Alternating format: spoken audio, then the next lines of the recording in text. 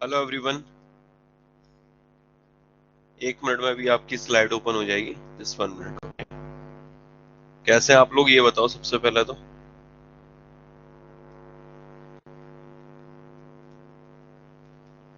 1 minute, slide open हो रही है।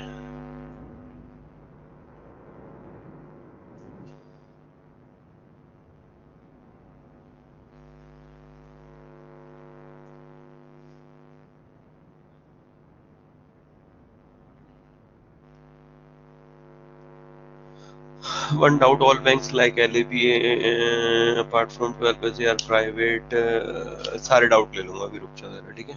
एक सर्कुलर और पढ़ाने, एक ने मेरे को बच्चे ने सेंड भी किया था, payment bank small finance bank का, उसमें पहले ही ले लूंगा। ओके। क्या आप अपने आईडी से लैपटॉप और मोबाइल दोनों पे खोल सकते हैं? हाँ, दोनों पे खोल सकते हैं। मैं एक चीज बोलूं, do we need to make notes? Yes. आप टेलीग्राम पे हैं क्या? Ashish, Gautam, Jio, cash, credit, overdraft, bill discounted सब पढ़ाऊंगा। आपने सिर्फ आईएफएससी डेवलपमेंट कराया है। मेरे समझ में नहीं आया question. I am totally dependent on you, आप जो कराते हैं मॉर्निंग ये। हाँ, इसके अलावा मैं यूट्यूब पे सेशंस वो भी लाऊंगा जो अपडेटेड अपडेटेड सर्कुलर आ रहे हैं। ओके। ओके, मेरी आवाज क्लियर है? Sound is okay?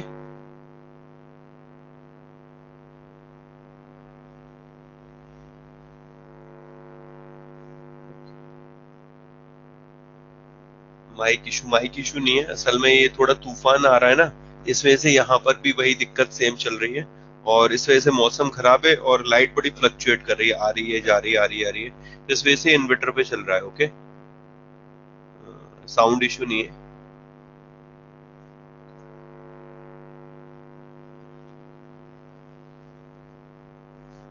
ठीक है।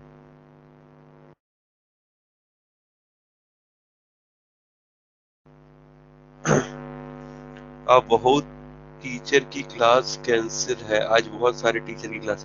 अरे मेरी कैंसिल नहीं होती यार दोस्त, क्लास बहुत रेयर होगी, बहुत रेयर। और ये सिर्फ आज वो भी लेट हुई है, डिले मैंने स्टार्ट करी 3:30। उसका ये था कि माँ का डॉक्टर से अपॉइंटमेंट था और कोई घर पे अवेलेबल नहीं था, तो मुझे ही डॉक्टर से कंसल्ट करना था। और जिन जिन डॉक्टर से था, आप लोग समझते होंगे सबके घर में माँ को कहीं ना कहीं थायराइड होती है। तो मेरी माँ को हाइपर थायराइड है, जिसमें पतले होते चले जाते हैं। तो आई वॉज वेरी सी कंसर्न कि यार डॉक्टर से अपॉइंटमेंट मिले, तो जैसे तैसे वो डॉक्टर है, उनसे अपॉइंटमेंट मिला। ओके। और फिर फाइनली उनको दिखाया मैंने। इस वजह से ये आधे घंटे का मैंने यार एक्सटेंड किया था। ओके। तो उसके लिए माफी चाहूंगा यार दोस्त, आप लोगों का आधा घंटे 3:30 से सेशन स्टार्ट हुआ है। ओके। अब मेरी बात को सुनना। हम लोगों का टॉपिक जो है ये आरबीआई है। इसके बाद वाला जो टॉपिक होगा बैंकिंग इन इंडिया पार्ट 3 होगा। समझना, जो पहली क्लास हुई है वो रीनेम इंट्रोडक्शन होगी। दूसरी वाली क्लास होगी banking in India part 1 P1। दूसरी वाली जो होगी वो तीसरी वाली P2 होगी। चौथी वाली हम लोग आरबीआई कर रहे हैं। और पांचवी वाली क्लास होगी वो P3 होगी, क्योंकि मुझे कुछ सर्कुलर देखने हैं। उन सर्कुलर के बाद मैं फिर वो कराऊंगा। ओके। उसी क्लास में मैं cash, credit, overdraft, bill discounted आपका ले लूंगा। प्लस पेमेंट बैंक और स्मॉल फाइनेंस बैंक का जो सर्कुलर है वो भी हम लोग वहीं पर कंप्लीट करेंगे। ठीक है? ठीक है दोस्त, क्लियर है सभी के?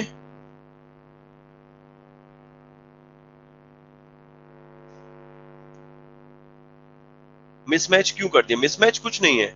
असल में क्या है ना कि मैंने कंटेंट का थोड़ा ऑर्डर चेंज किया था। मैंने सोचा था कि मैं इस कंटेंट को पहले रखूंगा, तो बहुत सारे बच्चों के सर के ऊपर से चला गया। तो अब मैं थोड़ा कंटेंट हल्का लूंगा शुरू में, हल्का हल्का हल्का, फिर लेवल थोड़ा बढ़ाएंगे। तो मैं अभी सेशन बैक टू बैक नहीं ले रहा हूँ, जिससे कि प्रीवियस भी स्टैंडर्ड का हो जाएगा ये भी। तो फिर आप लोगों को लगेगा अरे सर इतना हैवी कंटेंट है, तो पहले हम लोग आरबीआई बीच में ले रहे हैं, उससे चीजें काफी क्लियर होंगी। फिर उसके बाद P3 ले लेंगे तो उससे क्लियर हो जाएगा। ओके।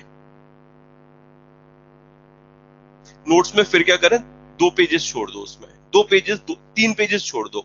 और फिर उसके बाद हेडिंग डालो आरबीआई। सर कंफ्यूजन होता है भाई, प्लीज मानो मेरी बात को। कंफ्यूजन नहीं होगा, इसीलिए भाई पढ़ाने वाला मैं हूं, मुझे पता है ना कंफ्यूजन नहीं होगा। समझो ना चीजों को। ओके।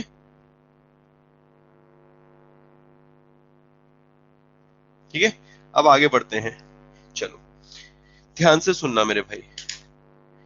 अरे यार ये तो आरबीआई आते हैं, reserve bank of India. India में सेंट्रल बैंक बनने से पहले जो सेंट्रल बैंक का काम कर रहा था वो कौन कर रहा था? अब भारत में सेंट्रल बैंक बनने से पहले सेंट्रल बैंक का काम कौन कर रहा था? Imperial bank of India. Central bank बनने के लिए कमिटी कौन सी बनी? कब ये सेंट्रल बैंक बना? नेशनलाइज्ड कब हुआ?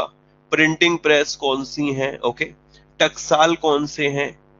जो कॉइन है, सिक्के हैं, कहाँ कहाँ पर बनते हैं? इसके अलावा लॉट ऑफ थिंग्स। ओके, वो सारी चीजें हम लोग यहाँ पढ़ेंगे।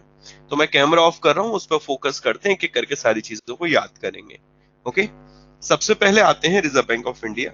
एक स्टेटमेंट लिखा है, Hilton Young commission was the royal commission on Indian currency and finance. हमारे लिए ये कीवर्ड बनेगा, royal currency, royal commission on Indian currency and finance. Royal commission, royal commission on Indian currency and finance. Okay, इसी को हम लोग बोलते हैं Hilton Young commission. Hilton young ने हेड किया था। Okay, royal commission on Indian currency and finance. ठीक है, royal commission on Indian currency and finance, इसको ब्रिटिश गवर्नमेंट ने सेटअप किया था इन 1920। Hilton Young commission was the royal commission on Indian currency and finance set up by British Government of India in 1920। 1920 में भारतीय British सरकार द्वारा स्थापित Hilton Young commission royal commission on Indian currency and finance था। Clear है? Clear है सभी के? क्लियर है भाई?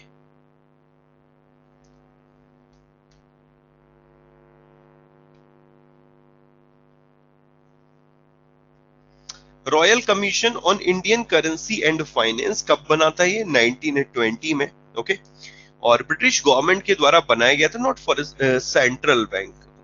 और इस कमीशन का नाम दूसरा क्या है? Hilton Young commission. Hilton Young commission in 1926, 1926 में commission had recommended to the government to create a central bank in the country. 1926 में इस आयोग ने सरकार को देश में एक केंद्रीय बैंक बनाने की सिफारिश की। भाई मनमोहन, रॉयल कमीशन क्या होता है बेटा? एक कमिटी बनाई थी, उस कमिटी का नाम है ये।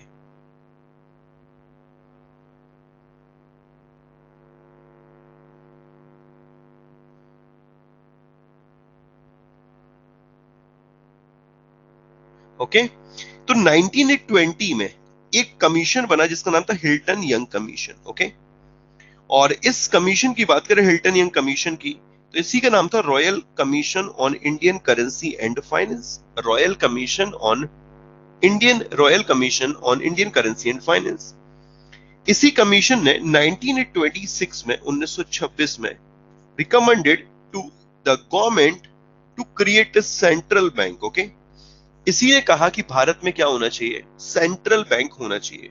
On the recommendation of Hilton Young commission, on the recommendation of Hilton Young commission, RBI act was passed, या आरबीआई was established in 1920।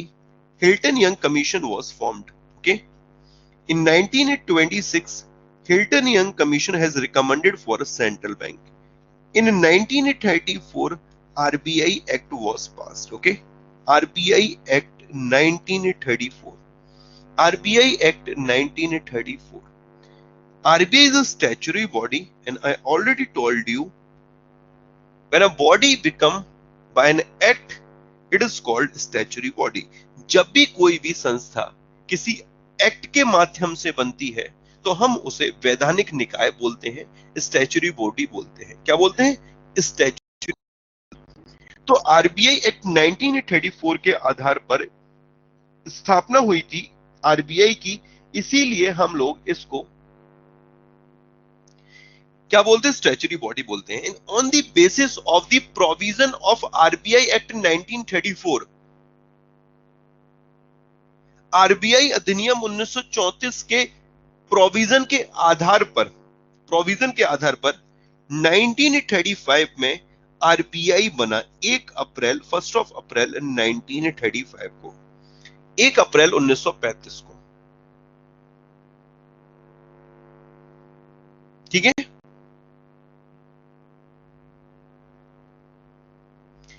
और मेरे भाई जब ये बना था तब इसका हेडक्वार्टर कोलकाता में हुआ करता था, और फिर कोलकाता से 1937 में इसका हेडक्वार्टर चला गया Mumbai Maharashtra. Mumbai Maharashtra, okay. Initially central office of reserve bank of India was established in Calcutta but permanently move to Mumbai in 1937। Clear है? एक बार दोबारा शुरू से चलते हैं, एक बार देख लेते हैं। कमीशन कब बना था? 1920 में। नाम क्या है इसका? हिल्टन यंग कमीशन या royal commission on Indian currency and finance. इसी कमीशन ने 1926 में रिकमेंड किया था किस चीज के लिए? सेंट्रल बैंक के लिए। और इसी के रिकमेंडेशन पे 1934 में क्या बना? RBI act. क्या बना? RBI act. आरबीआई एक्ट 1934 आया, और इसी एक्ट के प्रोविजन के बेसिस पे 1935 में 1 अप्रैल 1935 को आरबीआई एस्टेब्लिश हुआ था। 1935 को, ओके, 1935 को। और जब ये बना था इसका हेडक्वार्टर कोलकाता में था। 1937 में इसका हेडक्वार्टर कोलकाता से कहां चला गया? मुंबई। यहां तक कोई doubt?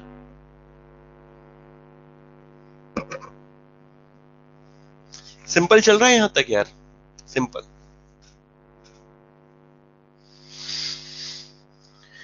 Okay. RBI was nationalise, मतलब आरबीआई भी शुरू में इसमें जो स्टेक था, मतलब गवर्नमेंट का नहीं था, प्राइवेट था। मतलब RBI was privately owned, then it was owned by government of India, okay.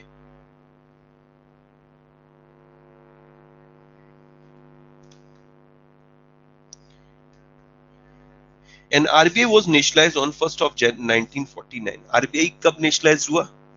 RBI कब नेशनलाइज हुआ? आरबीआई का राष्ट्रीयकरण कब हुआ?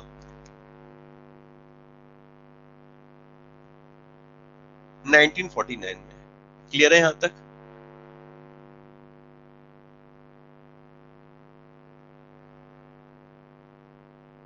ठीक है, क्लियर, सिंपल है यहां तक। आरबीआई का एग्जाम में पूछ लिया, बहुत मतलब अभी तक तो पूछा नहीं है, बहुत पहले का क्वेश्चन है। सर आप कहीं और बिजी लग रहे हैं? अच्छा हाँ, मैं और फोन पे बात कर रहा हूँ, ठीक है, पूछ रहा हूँ, किसी से बतरा रहा हूँ मेरे भाई, या कोई और पढ़ा रहा है। 1 जनवरी 1949 को आरबीआई नेशनलाइज हुआ था, ठीक है। फिर अब देखिए आरबीआई का मेन हेडक्वार्टर कहां पर है? मुंबई में। मुंबई में, ओके।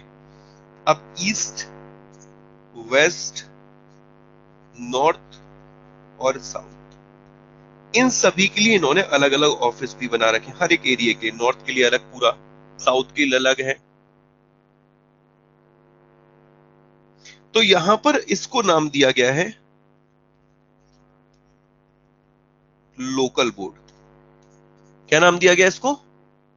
Local board. क्या बोला गया इसको? Local board, okay.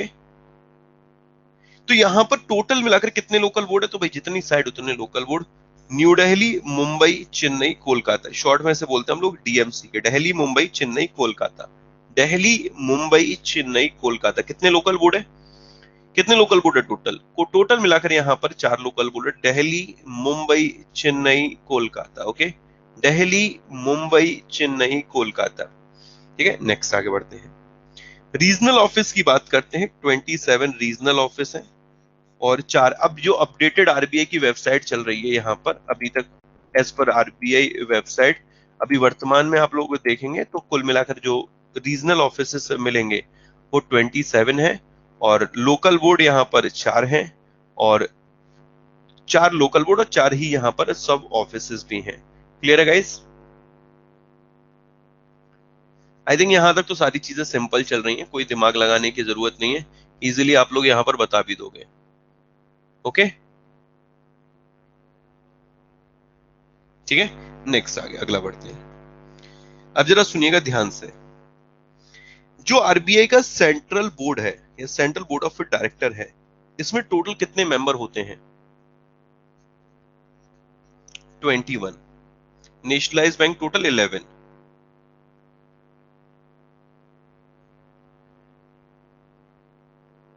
Anju Singh नहीं करा सकती पीडीएफ का प्रिंट, ये रीडेबल मोड में मिलती है, आपको नोट्स बनाने पड़ेंगे, इट इज मैंडेटरी। मैंडेटरी मतलब अनिवार्य है। Total central board of director में कितने पर्सन है?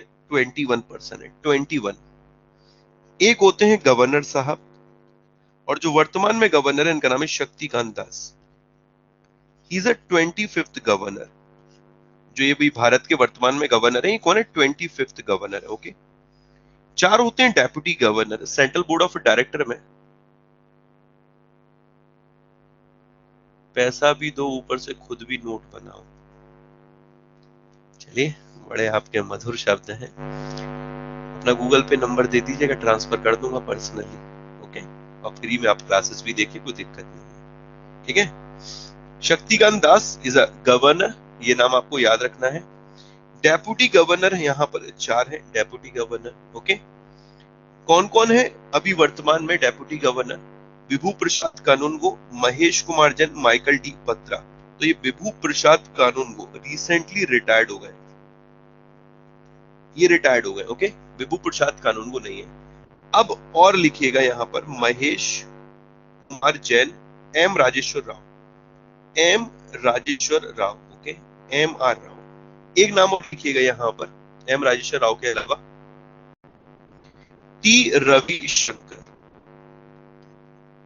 इनका नाम रिटायर्ड वालों को इसलिए याद रखना क्योंकि अभी रिसेंटली यही रिटायर्ड हुए हैं। मैं हटा सकता था यहाँ पर, ना हटाने का रीजन सिर्फ इतना है क्योंकि हाल फिलहाल रिटायर्ड हुए हैं, हाल फिलहाल रिटायर्ड हुए हैं। तो हो सकता है पूछ ले कि what is the name of recently retired governor, deputy governor of RBI. तो महेश विभू प्रसाद कानूनगो। ओके। तो चार कौन कौन है डेप्यूटी गवर्नर, फटाफट बताइए। चार कौन कौन है डेप्यूटी गवर्नर?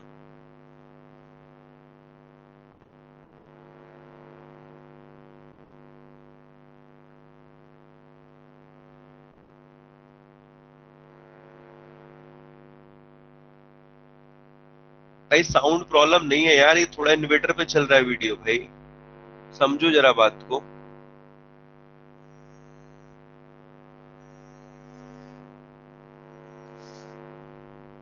ठीक है। तो टोटल मिलाकर हम लोग बात करें तो सेंट्रल बोर्ड ऑफ डायरेक्टर में कितने लोग हैं? 21 है। एक गवर्नर साहब हो गए Shaktikanta Das, he is 25th governor of reserve bank of India. Deputy governor की बात करें, टोटल डेप्यूटी गवर्नर कितने? चार हैं। कौन कौन है? महेश कुमार जैन है, माइकल डी पात्रा है, एम राजेश्वर राव है और टी रविशंकर है। क्लियर है भाई साहब? ये क्लियर है भाई इतना? चलिए नेक्स्ट आगे आते हैं। चार लोग आते हैं लोकल बोर्ड से, दिल्ली मुंबई चेन्नई कोलकाता से चार लोग आते हैं। दो वित्त मंत्रालय से आते हैं, two from ministry of finance, and 10 is nominated by government of India.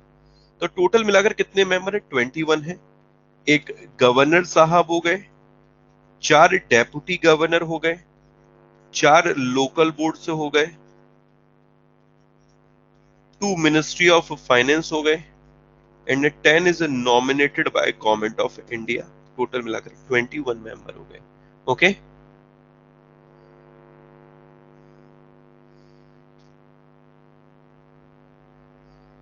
Shivani जरूरत नहीं है।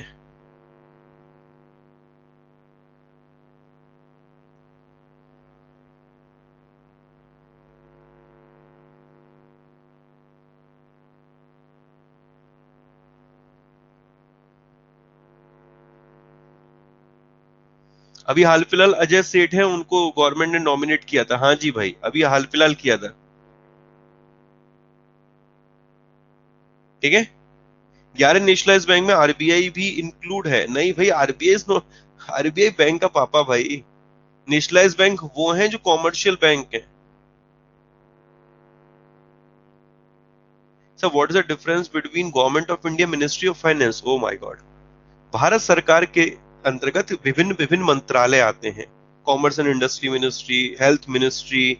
ओके। वैसी एक मिनिस्ट्री ऑफ फाइनेंस है, वित्त मंत्रालय, जिसका चार्ज निर्मला सीतारमन जी के पास है। ओके। चलो आगे बढ़ते हैं। अब आते हैं यहां पर इंपॉर्टेंट पॉइंट पे, ध्यान से सुनिएगा। टोटल प्रिंटिंग प्रेस की बात करते हैं। ओके। Total printing press. तो भारत में कहां कहां पर नोटों की छपाई होती है? तो टोटल मिलाकर 4 प्रिंटिंग प्रेस है। एग्जाम के क्वेश्चन है ये वाला।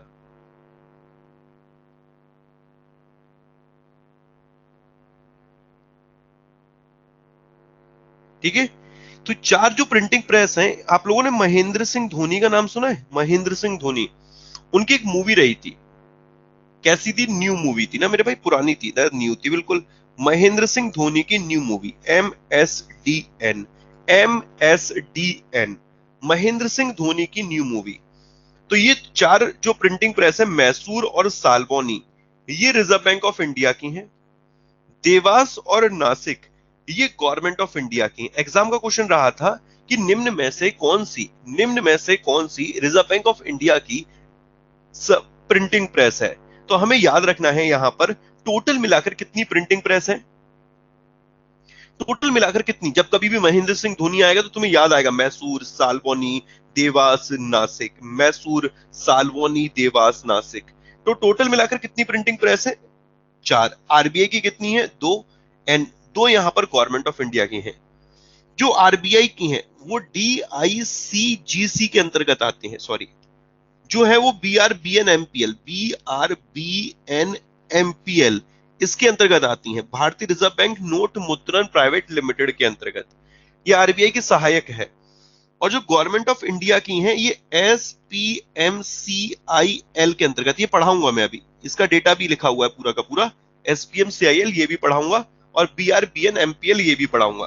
अभी जो फोकस करना है वो ये करना है कि टोटल मिलाकर कितनी प्रिंटिंग प्रेस है। तो सर टोटल मिलाकर 4 हैं, मैसूर कर्नाटक, साल्वोनी वेस्ट बंगाल, देवास मध्य प्रदेश, नासिक महाराष्ट्र। जो इसमें से 2 हैं शुरू की, मैसूर साल्वोनी आरबीआई की, 2 जो हैं गवर्नमेंट ऑफ इंडिया की। आरबीआई वाली आती है BRBNMPL के अंतर्गत, और गवर्नमेंट ऑफ इंडिया वाली आती है SPMCIL के अंतर्गत, SPMCIL। ये दोनों भी पढ़ेंगे आप लोग। ठीक है, अभी के लिए ये क्लियर हो गया दोनों चीजें? ये क्लियर हुआ कि नहीं हुआ?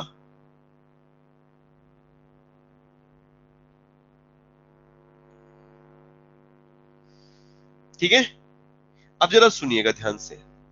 जितने भी कॉइन हैं और 1 रुपी नोट है, it is issued by government of India.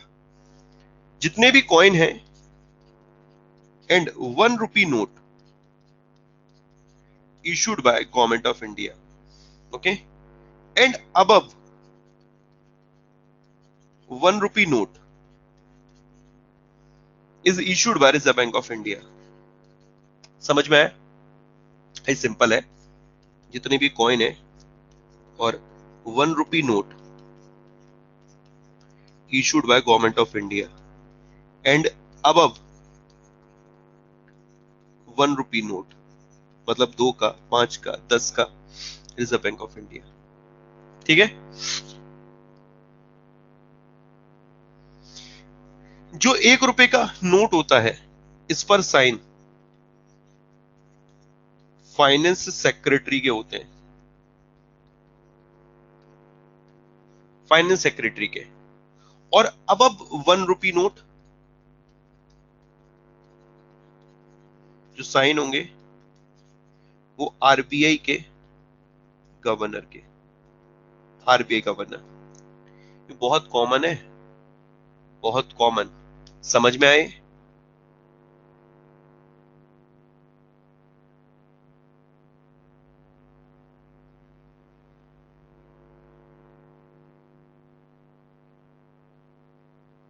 Clear है? 1 रुपए के कॉइन पर किसके साइन होते हैं?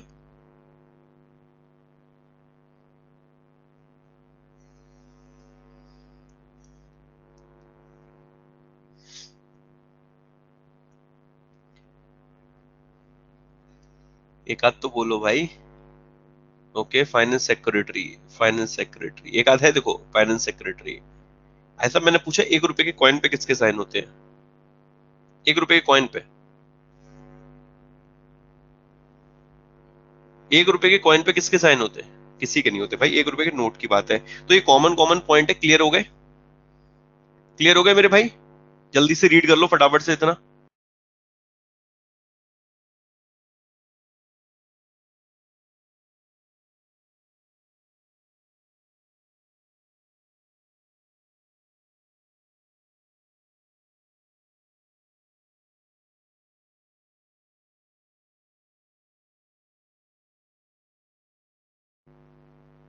क्लियर है भाई साहब इतना? ठीक है, अब चलो आगे बढ़ते हैं। जो रिजर्व बैंक ऑफ इंडिया है, reserve bank of India can issue bank note, reserve bank of India can issue bank note maximum denomination of ₹10,000 as per RBI act 1934। तो आरबीआई एक्ट 1934, आरबीआई एक्ट 1934 के according maximum जो denomination हो सकता है वो note का कितना हो सकता है? मैक्सिमम डिनोमिनेशन ऑफ नोट कितना हो सकता है?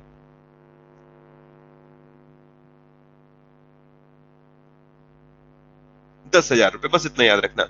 वर्तमान में जो फाइनेंस सेक्रेटरी हैं इनका नाम है TV Somanathan, TV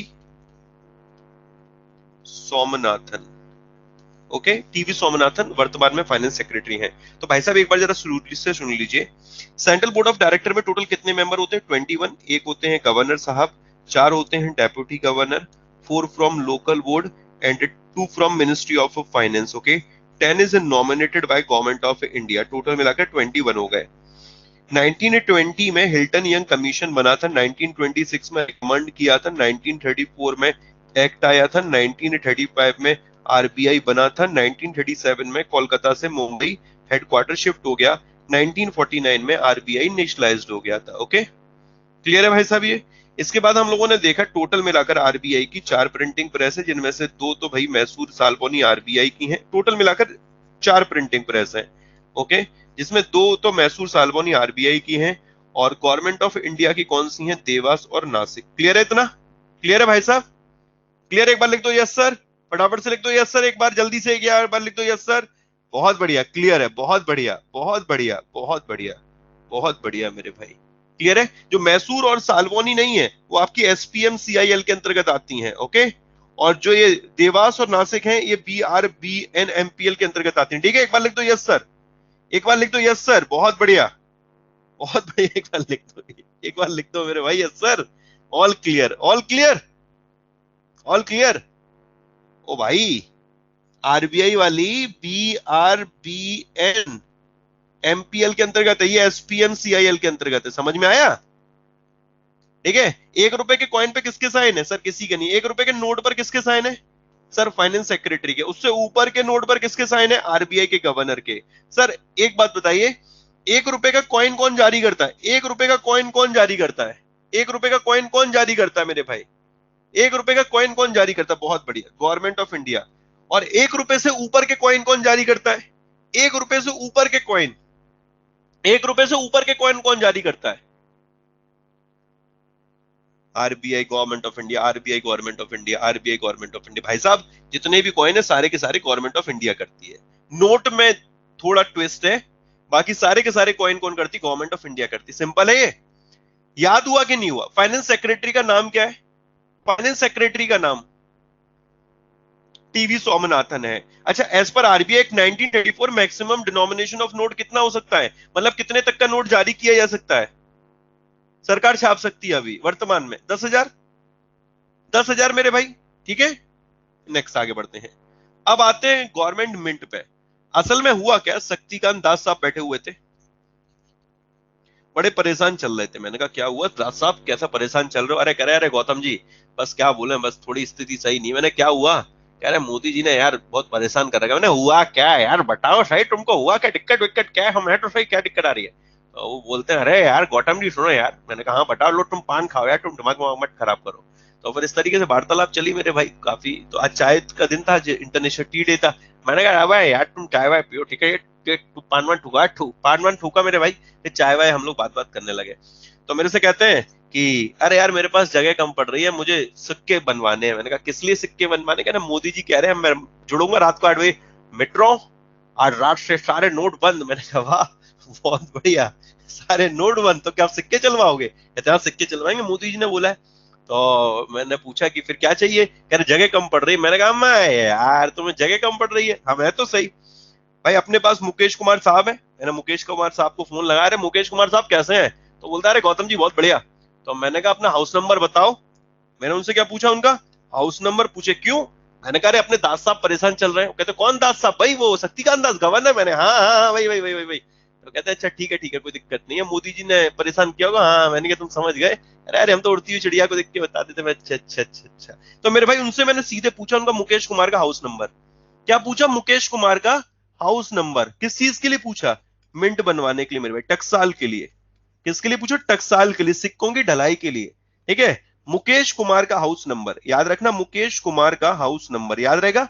Mumbai, Kolkata, Hyderabad, Noida, MKHN, MKHN, MKHN। Okay, Mumbai, Kolkata, Hyderabad, Noida. Okay, Mumbai, Kolkata भाई, MSDN printing press, Mukesh Kumar का हाउस नंबर, MKHN, टकसाल हो गई। और ये सारी टकसाल किसकी है? मोदी जी की है मेरे भाई, गवर्नमेंट ऑफ इंडिया की। SPMCIL किसके अंतर्गत है? SPMCIL के ठीक है भैया। भैया जो पढ़ा है समझ में आयो? क्लियर है? ठीक है, सिंपल है यार, तो उसको दिक्कत नहीं है। जितने भी कॉइन है ना उनको सबको कौन इशू करता है? Government of India. As per Indian coinage act 2011, maximum denomination of coin can be up to 1000। जो कॉइन का मैक्सिमम डिनोमिनेशन हो सकता है वो कितना हो सकता है? सर टकसाल क्या होते हैं? ओ बेटा, अच्छा ये बताओ ठेका क्या होता है? सर जहां पर दारू मिलती है। ठीक है, यही तो है मेरे भाई। समझ रहे हो? पेट्रोल पंप क्या होता है? वहां पेट्रोल मिलती है। सर टकसाल क्या होती है? जब सिक्के बनते हैं, जहां सिक्के बनते हैं मेरे भाई। बस बात खत्म। A place where coins are minted, एक ऐसी जगह जहां पर सिक्कों की ढलाई होती है। ठीक है, तो government of India issue coin as per Indian coinage act 2011, maximum denomination of coin can be up to 1000। ठीक है, और ये जो टकसाल है कौन कौन सी? मुंबई, कोलकाता, हैदराबाद, नोएडा, याद हो गई। ठीक है, अब जरा आते हैं एसपीएम सीआईएल पढ़ा देता हूं। SPM, security printing and minting corporation of India limited. Security printing and minting corporation of India limited. Okay, security printing and minting corporation of India limited. तो मित्रों, इसकी स्थापना हुई थी 13 जनवरी 2006 को। मैं तो डर लगने लगा है। मोदी जी किसी दिन 8 बजे, कोई बोलता भाई 8 बजे तुमने कुछ देखा? मैंने कहा क्या हुआ, मोदी जी आ रहे हैं क्या? तो भाई सब दिल थाम के बैठना पड़ता है, मोदी जी आज से कुछ ऐसा ना कहते कल से दुकान ही बंद हो जाए। तो भाई डर लगने लगा। अब तो मैंने कहा आठ, मैं तो सोचता 24 घंटे में 8 बजे हटा दो। भाई साहब हटा दो 8 बजे। ठीक है, ठाकुर तो गए हो मेरे भाई, 8 बजे हटा दो मेरे भाई, नहीं तो जरूरत ही ना पड़े 60 की। SPMCIL, ठीक है, 13 जनवरी 2006। ठीक है, हेडक्वार्टर कहां पर है? न्यू दिल्ली में। क्लियर है ये क्लियर है? ठीक है, SPMCIL क्लियर है? फुल फॉर्म क्लियर है? Are you criticize Narendra Modi? मैं कौन होता हूं क्रिटिसाइज करने वाला यार? मैं तो तुम लोगों को खुश कर रहा हूं बस। मैं क्रिटिसाइज करने वाला होता कौन? तुच्छ इंसान, 20,000 रुपए मंथली कमाने वाला। मोदी जी को पता चला तो दिक्कत में आ जाऊंगा। SPMCIL, security printing and minting corporation of India limited. Security printing and minting corporation of India limited 13 जनवरी 2006 को बना था। मुख्यालय इसका नई दिल्ली में है। ठीक है, first 3 governor reserve bank of India के, आरबीआई के फर्स्ट 3 गवर्नर। पहले गवर्नर, first governor of RBI sir Osborne Smith. Okay, second governor of RBI James Taylor. Third governor of RBI C D Deshmukh, third governor of RBI. And C D Deshmukh was the first Indian governor of RBI, Indian governor of RBI. Okay, clear है भाई?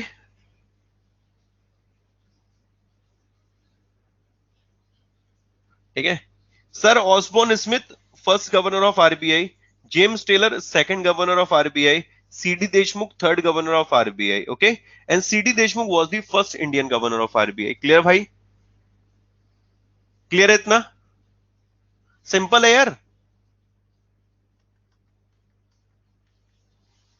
ये वाली चीजें याद है तुम लोगों को? सारा कंटेस्ट हो गया, लास्ट क्लास में मैंने पढ़ाया, कंप्लीट है ये सारे नोट, सारे के सारे नोट छाप लिए।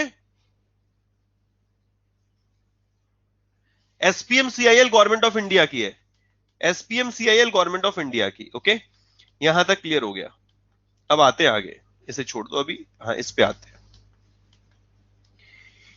आरबीआई की कुल मिलाकर कितनी सब्सिडरी हैं? टोटल मिलाकर आरबीआई की सब्सिडरी कितनी है? आरबीआई की सब्सिडरी सहायक कितनी, अच्छा what is the meaning of subsidiary, as do you have an idea about subsidiary company and holding company? Subsidiary का मतलब पता है सभी को? फिर मैं ना बताऊं,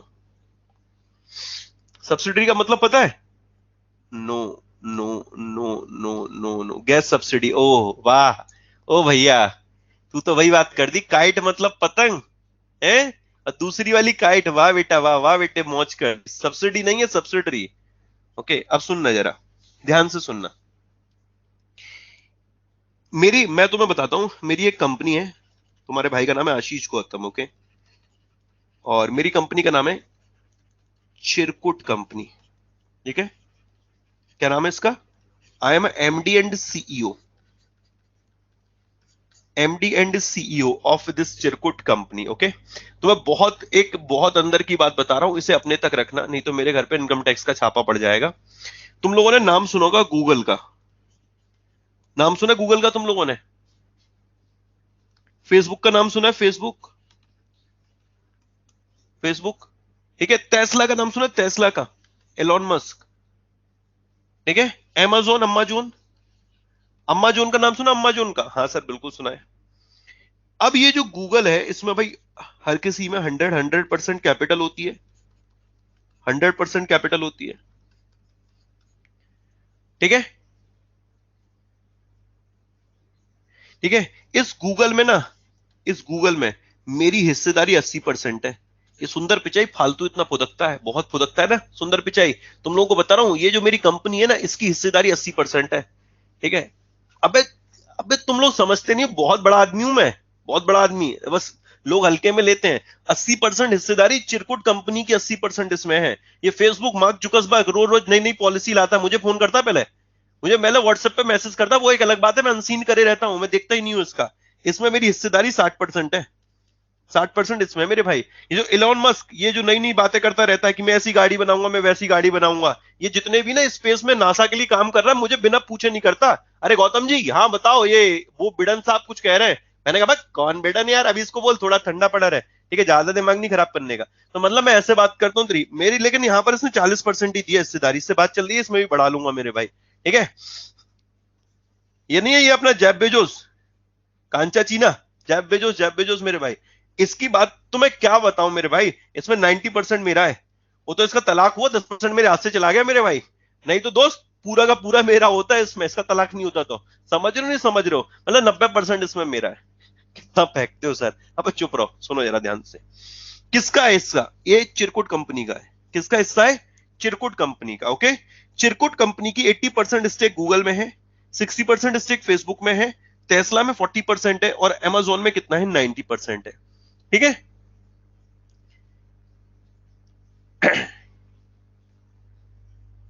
सर नहीं, आप फेंकते बहुत है, अरे देश में सब लोग फेंक रहे हैं तो मैं फेंक दूंगा, दिक्कत क्या आ रहा है? खरबूजे को देख के खरबूजा रंग बदलता है, तो मैं फेंक दूंगा तो दिक्कत क्या आ रहा है? सुनो जरा ध्यान से, जरा। अब holding company, as per companies act हम लोग बात कर लेते हैं, होल्डिंग कंपनी और एक होती है अपनी सब्सिडरी कंपनी,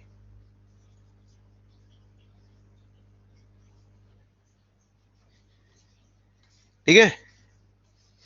अब हुआ क्या मेरे भाई, कि जो ये सब्सिडरी कंपनी है और ये होल्डिंग कंपनी, कब सब्सिडरी और कब होल्डिंग कहलाएगी? तो इस कंपनी में अगर दूसरी कंपनी का 51% या उससे ज्यादा का स्टेक है, 51% या उससे ज्यादा का स्टेक है, तो जिस कंपनी का होगा वो कंपनी तो कहलाएगी होल्डिंग कंपनी, जिस कंपनी में होगा वो कंपनी क्या कहलाएगी? सब्सिडरी कंपनी, उसकी सहायक कंपनी, ठीक है? समझ रहे हो मेरे भाई? मतलब इस जो कंपनी है, ये जो कंपनी होगी सब्सिडरी तब कहलाएगी जब इसमें 100% में से 51% कोई दूसरी कंपनी रखेगी। तो मतलब गूगल में आपका 80% है, 51% से ज्यादा है, तो इसका मतलब चिरकुट कंपनी होल्डिंग कंपनी है, गूगल सब्सिडरी कंपनी है। फेसबुक में आपका 60% है, मतलब 51% से ज्यादा है, तो आप इसके होल्डिंग कंपनी हो गए चिरकुट कंपनी, और फेसबुक क्या हो गई यहां पर? Subsidiary company.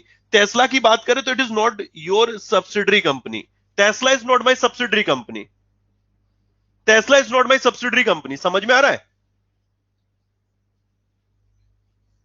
ठीक है? और अमेजोन की बात करें, इसमें मेरा कितना स्टेक है? 90%, मतलब 51% से ज्यादा। मतलब किसी दूसरी कंपनी को, किसी दूसरी एंटिटी को पेरेंट बनने के लिए, होल्डिंग बनने के लिए आपका 51% स्टेक लेना पड़ेगा।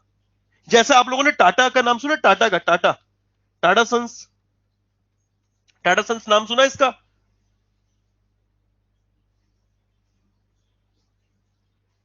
ओके। ऐसे ही टाटा कंसल्टेंसी सर्विसेज है, ये क्या है? Subsidiary company. ये क्या है? Holding company. Okay, Tata Motors हो गई। अरे छोड़ो, रिलायंस इंडस्ट्री लिमिटेड सुना? Reliance industry limited, it is a parent company या होल्डिंग कंपनी। इसकी सहायक कंपनी कौन सी है? इसकी सहायक कंपनी, सर ये जियो, जियो जियो जियो। अरे इसे भी छोड़ो, छोड़ो, ठीक है। अब सुनो जरा, ये गूगल नहीं, गूगल, गूगल, गूगल भी सब्सिडरी है, सब्सिडरी। इसकी जो कंपनी है, पेरेंट कंपनी, वो अल्फाबेट है, अल्फाबेट, अल्फाबेट, समझ रहे हो? Alphabet. Okay, alphabet is a holding company and Jio is a subsidiary company. समझ में आया कॉन्सेप्ट? समझ में आया कि नहीं आया? तो मतलब आरबीआई की सब्सिडरी कंपनी है। अब कोई 100% ओन्ड भी हो सकती है, जिसमें 100 की 100% पूंजी हो।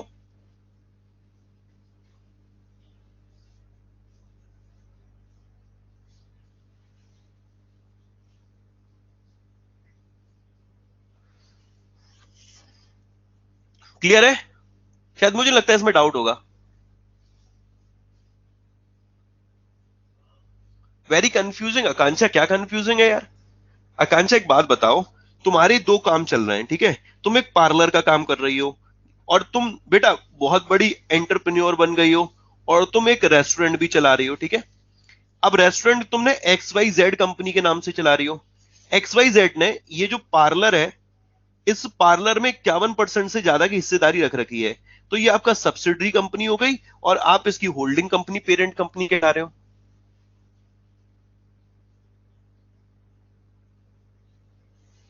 100% होगी तो भी सब्सिडरी हो गया? अरे भाई, कम से कम 51% चाहिए, उसके बाद है तो सब्सिडरी में आएगा यार। अब चुटकी भर नमक डालो तो भी नमकीन है, और मेरे दोस्त 4 चम्मच डाल दे तब भी नमकीन है। जब चुटकी भर से काम हो रहा है तो 4 चम्मच डालेगा तब भी तो स्वाद वही रहेगा, नमकीन।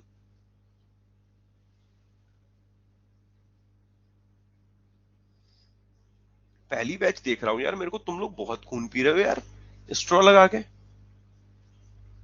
तो बहुत बच्चों वाला सवाल है। अब आरबीआई की सब्सिडरी पे आते, सहायक पे। टोटल मिलाकर आरबीआई की कितनी है? चार।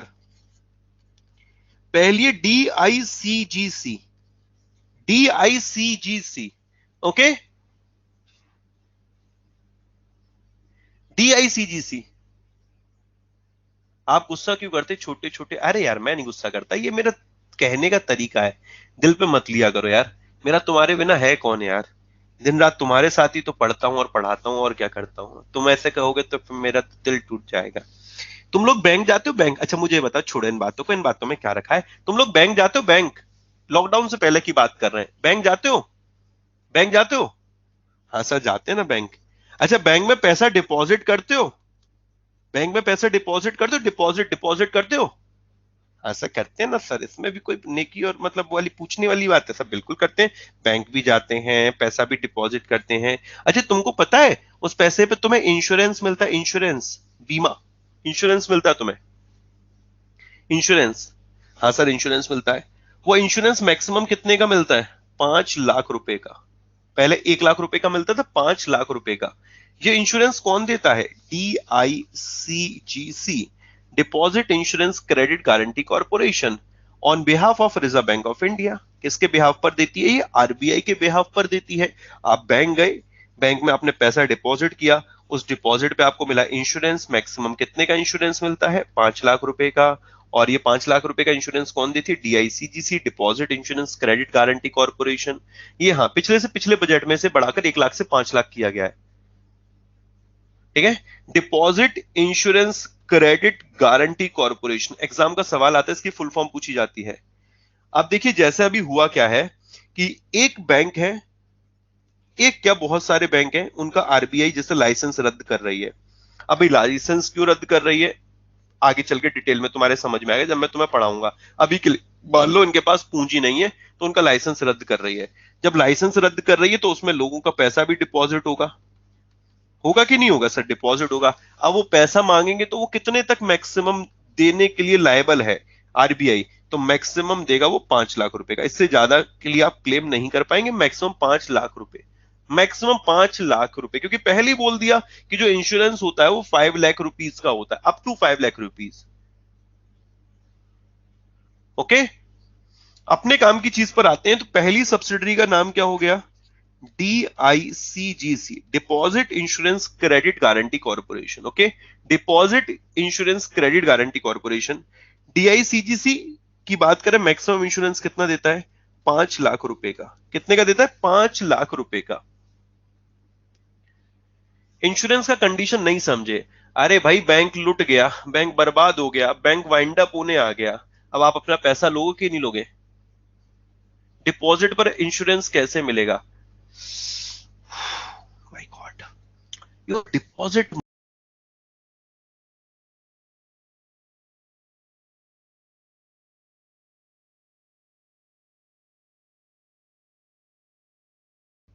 बैंक वाइंड अप हो रहा है, बैंक बंद हो रहा है, ठीक है, उसका शटर डाउन हो गया। अब तुम पहुंच गए बैंक में, हाय मेरा पैसा, ओए मेरा पैसा, हाय मेरा पैसा, ओए मेरा पैसा। अब बैंक क्या करेगा? बैंक कहेगा भैया मुझ पे नहीं है पैसा, मैं कहां से दूं?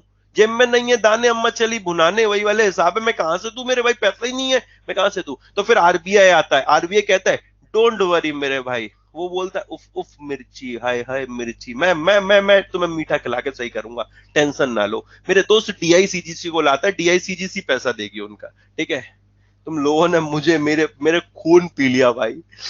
मतलब इतना मैं किसी बैच में त्रस्त नहीं हुआ, ऐसे ऐसे क्वेश्चन पूछ रहे हो, कोई दिक्कत नहीं। 3 4 क्लास, 2 क्लास और कुर्बान मेरे भाई, कोई दिक्कत नहीं, पूछ लो। मेरा नंबर भी आएगा, अभी चैप्टर स्टार्ट होंगे ना तब बताऊंगा। तब साइलेंट मोड पे नहीं कर दिया मैंने तुम लोगों को।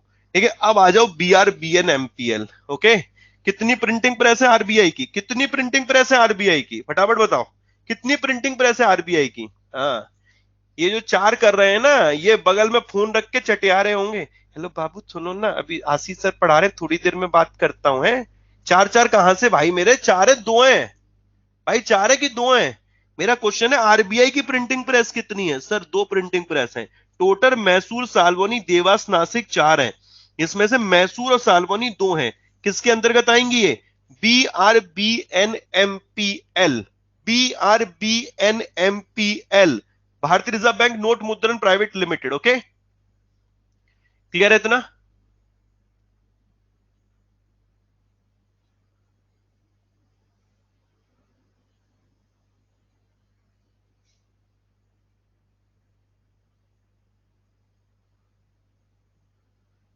सर मेरे 2 अकाउंट हैं, मैंने 4 लाख दोनों अकाउंट में ट्रांसफर कर दिए हैं, कुछ दिनों बाद बैंक ने सबको पैसा देने लायक नहीं है, तो क्या मेरे 8 lakh mean 4 lakh each account में विड्रॉल कर पाऊंगा? वाह बेटे वाह, बहुत बढ़िया।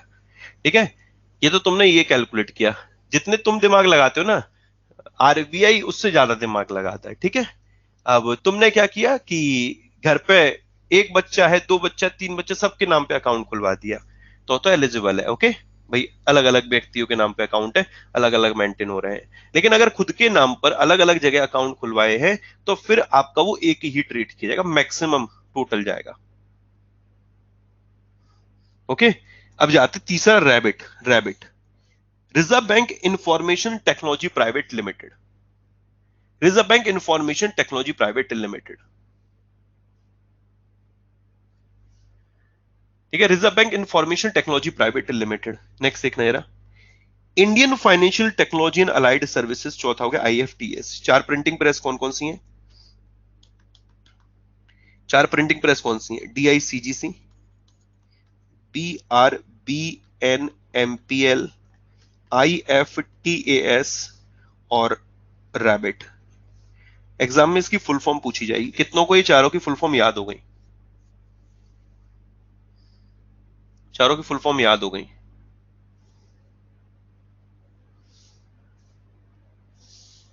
1 मिनट का टाइम दे रहा हूं, जल्दी से याद करो।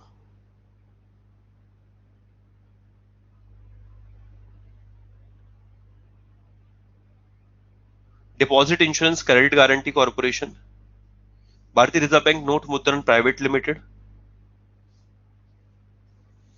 कहां से करना, शो तो करो, ओहो। ठीक है, reserve bank information technology private limited, reserve bank information technology private limited, और IFTAS, Indian financial technology and allied services, Indian financial technology and allied services, Indian financial technology. भाई फाइनेंशियल है, फाइनेंस नहीं है। शब्दों की कीमत है बहुत, कीमत को समझो। 4 डेप्यूटी गवर्नर कौन है, फटाफट कमेंट बॉक्स में बताओ। 4 के 4 डेप्यूटी गवर्नर कौन है? 4 के 4 डेप्यूटी गवर्नर कौन है? मुझे आंसर चाहिए, आंसर। 4 के 4 डेप्यूटी गवर्नर कौन है?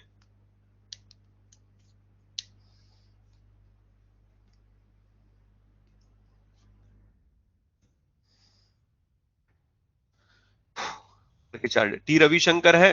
Okay, T Ravishankar, well done मेरे दोस्त। एम राजेश्वर राव हो गए, माइकल देव पत्रा हो गए, MD पत्रा हो गए, और विभू प्रसाद कानून को रिटायर्ड हुए हैं अभी, उनकी जगह पे कौन बने हैं? T Ravishankar. Okay, Mahesh Kumar Jain, M Rajeshwar Rao, Michael Dev Patra, well done मेरे दोस्त। Total central board of director में कितने लोग होते हैं? Total central board of director में कितने लोग होते हैं?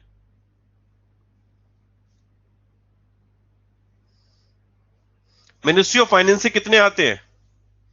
मिनिस्ट्री ऑफ फाइनेंस से कितने आते हैं? ओके, गवर्नमेंट ऑफ इंडिया से कितने आते हैं मेरे भाई?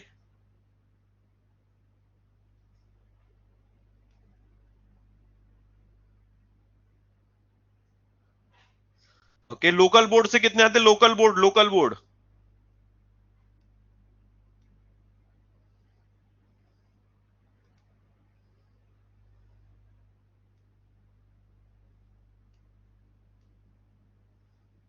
Well done,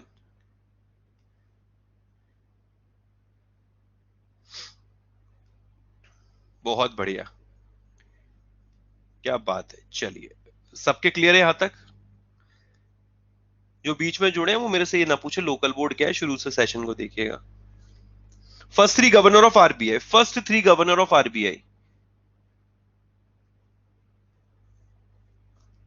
first 3 governor of RBI, sir Osborne Smith. Second कौन है? Second governor of RBI, James Taylor. अच्छा, first Indian governor of RBI, first Indian governor of RBI। Okay, SBI was, अच्छा SBI किस कमेटी की recommendation पे बना था? किस कमेटी की रिकमेंडेशन पे बना था? हिल्टन यंग, अरे वाह, हिल्टन यंग, अरे वाह। वाह मेरे भाई, वाह वाह, बहुत बढ़िया। हिल्टन यंग है, हिल्टन यंग। अबे SBI किस कमेटी की रिकमेंडेशन पे बना? SBI AD गोरे वाला कमेटी की रिकमेंडेशन पे। ओके, दिमाग के घोड़े दौड़ाओ। मेरी 250 की जब स्ट्रेंथ होती थी ना क्लास में, 200 250 में एक बंदा नहीं था। अब तो मेरी उम्र तो अभी मेरे दोस्त 28 साल हो गई है। उस टाइम पे तो मैं 22 साढ़े 22 23 साल का हुआ करता था, आगरा में जब पढ़ा रहा था। और एक बंदा नहीं ऐसा होता था कि बिल्कुल एक्टिव ना रहता हो, चाहे बंदा हो चाहे बंदी हो। ठीक है, सबके सब एक्टिव रहते थे, और उनसे इसी तरीके से चलता था पूरा का पूरा खेला मेरे भाई, समझ रहे हो? एक एक बंदा एक्टिव, ऐसी एक्टिव रहो, मेंटली प्रेजेंट रहना सीखो। जो फटाफट फटाफट बताओ, पेमेंट बैंक किस कमेटी की रिकमेंडेशन पे बना? पेमेंट बैंक किस कमेटी की रिकमेंडेशन पे बना? पेमेंट बैंक, पेमेंट बैंक, बहुत बढ़िया बहुत बढ़िया। और RBI किस कमेटी की रिकमेंडेशन पे बना था? RBI, RBI, RBI, RBI, RBI, Hilton Young commission, बहुत बढ़िया। अच्छा, स्मॉल फाइनेंस बैंक किस कमेटी की रिकमेंडेशन पे बना? Small finance bank, small finance bank किस कमेटी की रिकमेंडेशन पे बना? उषा थोरात कमेटी की रिकमेंडेशन। वाह रे वाह, बहुत बढ़िया, मजा आ गया, अति सुंदर। चलो नेक्स्ट आगे बढ़ते हैं। चलो ठीक है मैंने तो। अच्छा, पेमेंट बैंक को ओपन करने के लिए मिनिमम कैपिटल रिक्वायरमेंट कितनी है? पेमेंट बैंक को ओपन करने के लिए मिनिमम कैपिटल रिक्वायरमेंट कितनी है? Payment bank, payment bank, payment bank, बहुत बढ़िया। अच्छा, स्मॉल फाइनेंस बैंक को ओपन करने के लिए मिनिमम कैपिटल रिक्वायरमेंट कितनी है? कुछ 5 लाख लिख रहे हैं। ये 5 लाख वाले DICGC वाला इंश्योरेंस पेमेंट बैंक में सेट करती है भाई। स्मॉल फाइनेंस बैंक को ओपन करने के लिए कितनी? 200 करोड़। अच्छा, DICGC में जो 5वां C है वो क्या है? 5वें नंबर पे जो C है DICGC में, वो क्या है मेरे भाई? बताओ मेरे भाई। अब पढ़ रहे होंगे, deposit insurance credit guarantee corporation है, एंड में कॉर्पोरेशन। और जो थर्ड C है वो क्या है मेरे भाई? क्रेडिट है। ओके, अच्छा रैबिट की बात कर, रैबिट में आई क्या, रैबिट में आई, रैबिट में आई क्या, रैबिट में आई, रैबिट में आई, रैबिट में आई, ओ क्या बन गया, रैबिट में आई, रैबिट में आई, रैबिट में आई। Reserve bank information technology private limited, information, well done मेरे दोस्त। अच्छा एक चीज बताइएगा, बहुत सिंपल है, बहुत सिंपल है कि बैंक ऑफ बड़ौदा में किन दो बैंक का मर्जर हुआ है, बैंक ऑफ बड़ौदा में किन दो बैंक का मर्जर हुआ है, फटाफट बताइए। बहुत बढ़िया, बहुत बढ़िया। इलाहाबाद बैंक का मर्जर किस बैंक में हुआ, इलाहाबाद बैंक का मर्जर, इलाहाबाद बैंक का मर्जर किस बैंक में हुआ है, इलाहाबाद बैंक।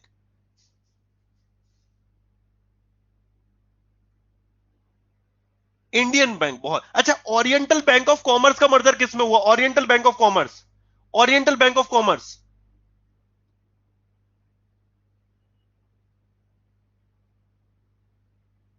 बहुत बढ़िया, अति सुंदर, क्या बात है, मजा आ गया। अच्छा बहुत सिंपल सा पूछ रहा हूं, बहुत सिंपल सा, बहुत सिंपल, तुम लोग बता दोगे। जना स्मॉल फाइनेंस बैंक का हेडक्वार्टर कहां पर है, जना स्मॉल फाइनेंस बैंक का, जना स्मॉल फाइनेंस बैंक का, बैंगलोर, बहुत बढ़िया। देखो त्रिशूर आ गया भैया, ई साफ का है त्रिशूर में, ठीक है। अच्छा एक बहुत सिंपल है मेरे भाई, first small finance bank of India, first small finance bank of India, first small finance bank of India, first payment bank of India, first payment bank of India, Airtel payment bank, first small finance bank, capital small finance bank. अच्छा एक बात बताओ, अगर किसी payment, किसी small finance bank में किसी urban cooperative bank को कन्वर्ट करना है, तो उसके लिए कितने सालों में उसे कैपिटल बढ़ा के 200 करोड़ करनी पड़ेगी 100 करोड़ से। किसी अर्बन कोऑपरेटिव बैंक को अगर अपनी को स्मॉल फाइनेंस बैंक में कन्वर्ट करना है तो कैपिटल बढ़ा के कितनी करनी पड़ेगी, 200 करोड़। लोकल एरिया बैंक के केस में थोड़ा अलग है, ट्विस्ट है, वहां 10 साल का नहीं है, उसको भी हम लोग पढ़ेंगे, ठीक है, एनबीएफसी के केस में उसे पढ़ेंगे, ओके। अच्छा बहुत सिंपल सा सवाल है, जो एफडीआई की लिमिट है पेमेंट बैंक में स्मॉल फाइनेंस बैंक में, वो कितनी है, पेमेंट बैंक में स्मॉल फाइनेंस बैंक में कितनी एफडीआई की लिमिट है, बहुत बढ़िया 74%। अच्छा पब्लिक सेक्टर बैंक में एफडीआई की लिमिट कितनी है, पब्लिक सेक्टर बैंक में कितनी है एफडीआई की लिमिट, पब्लिक सेक्टर बैंक में, आइडिया, 20% लिख लेना। प्राइवेट सेक्टर बैंक में कितनी है, 74% है, और यही आपकी इन पे लागू होती है। अच्छा बहुत सिंपल, बहुत सिंपल मेरे भाई, 100 रुपए का नोट का कलर क्या है, जल्दी से तुरंत आंसर चाहिए, तुरंत की तुरंत, दिमाग के घोड़े दौड़ने चाहिए, समझ रहे हो। ऐसा ना हो कि दिमाग, जैसे मैंने पूछा, जैसे मैंने कोई सवाल किया है तो ये कहीं ना कहीं, जैसे किसी ने पूछा what is the capital of India, new Delhi, answer आता है ना न्यू दिल्ली, सोचना तो नहीं पड़ता। अच्छा what is your father name, ऐसा तो नहीं है ना तुरंत की तुरंत स्ट्राइक करते हैं, तुरंत की तुरंत, समझ में आ रहा है, जीए किससे पढ़ते हो, आशीष गौतम, तुरंत माइंड में स्ट्राइक करता है। वैसे ही मेरे भाई, what is the colour note, 100 rupees note का कलर क्या है, लेवेंडर बहुत। 2000 के नोट का कलर क्या है, 2000 का नोट, 2000 2000 2000 2000 2000 का नोट का कलर, 2000 का note, pink, back pink, magenta. 500 के नोट का कलर क्या है, 500 के नोट का कलर, अच्छा भाई 20 रुपए के नोट का कलर क्या, 20 रुपए के नोट का कलर, 20 रुपए के नोट का कलर, 500 का स्टोन ग्रेटन, 20 रुपए के नोट का कलर ग्रीनिश येलो।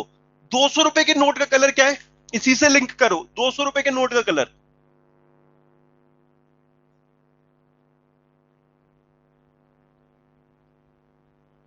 बहुत बढ़िया। एसपीएमसीआईएल की स्थापना कब हुई थी, अभी तो पढ़े हो, देखता हूं कितना याद है, एसपीएमसीआईएल की स्थापना कब हुई थी, 1949 में। ये एक से एक उस्ताद है, ठीक है, बहुत बढ़िया। हेडक्वार्टर कहां पर है, हेडक्वार्टर 2006, हेडक्वार्टर, बहुत बढ़िया। चलो आगे बढ़ते हैं। घर में अगर बच्चे बच्चे हो ना तो उस तरीके, उनसे इस तरीके से बात किया करो तो उनको लगेगा कि हमारा भाई या बहन या चाचा या फूफी या चाची या चाचा हो गया पागल, कोई दिक्कत नहीं, अपने को रिजल्ट मिलेगा, ओके। चलो अब आते हैं यहां पर डीआईसीजीसी पे, deposit insurance credit guarantee corporation, clear है। सर दर्द करने लग गया, अरे ऐसे ना बोलो यार, ऐसा ना बोलो, मेरा दिल दुखता है, एक ही तो दिल है, तुमको टूटे टाटे को तुम तो खाते रहते हो। 15 जुलाई 1978 को स्टैब्लिश हुआ था क्या, deposit insurance credit guarantee corporation, okay. इसका मुख्यालय कहां पर है, मुंबई महाराष्ट्र में, कहां पर है, मुंबई महाराष्ट्र में इसका हेडक्वार्टर है। सिंपल है, बहुत सिंपल है, Mumbai Maharashtra is the headquarter of DICGC. 15 जुलाई 1978 को इसकी स्थापना हुई थी। जितनी भी ऑर्गेनाइजेशन नहीं आ रही है, एक्सिम बैंक, एनएचबी, ये सब सब्सिडरी नहीं है आरबीआई की, ओके। एक्सिम बैंक, नाबार्ड हो गया,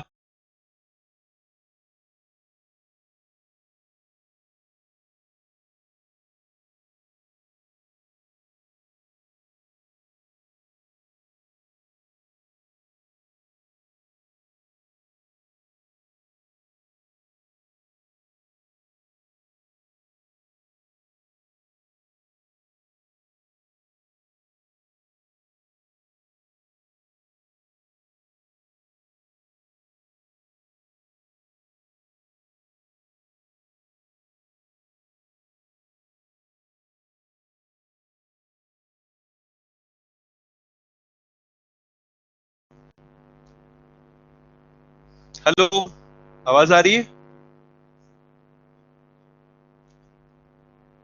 ओके। मैं 93 में जन्म लिया था, 95 में जन्म लिया। मैं 3 फरवरी 1993 को आया इस दुनिया में, 3 फरवरी 1995 को आया, तो ऐसे याद रखना।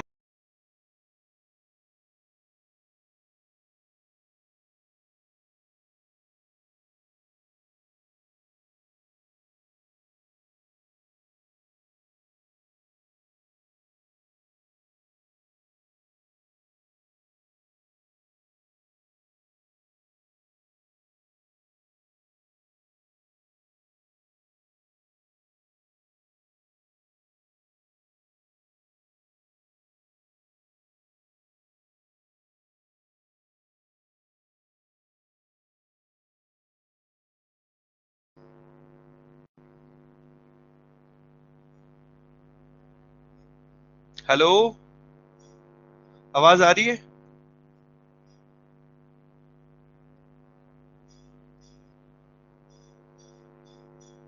अब सही है यार, अब इंटरनेट सही है। ओके। 2016 में इसकी स्थापना हुई थी, रैबिट की। ओके, और नवी मुंबई इसका हेडक्वार्टर है। अब ये किसके लिए है?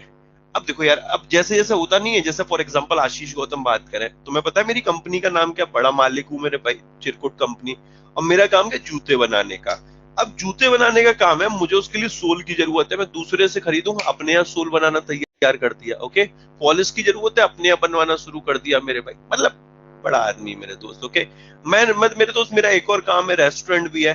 अब मैंने कहा यार, हलवाई का काम क्या करना है? मैंने कहा चलो ठीक है, खुद ही बनाना शुरू कर देते। मतलब खुद से ही सारी चीजें एक ही छत के नीचे ले आते हैं। तो ऐसी आरबीआई ने भी क्या कहा कि अरे यार, हमको साइबर सिक्योरिटी की तो बहुत जरूरत है, अरे हमें आईटी की बहुत जरूरत है।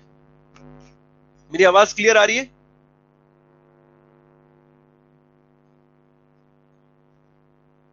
शुरू से बता दे रहा हूँ।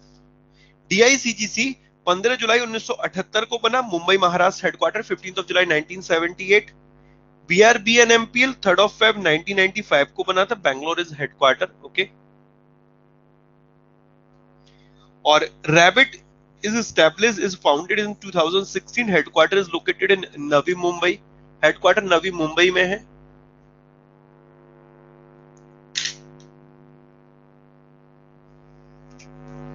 क्या आवाज नहीं आ रही क्या?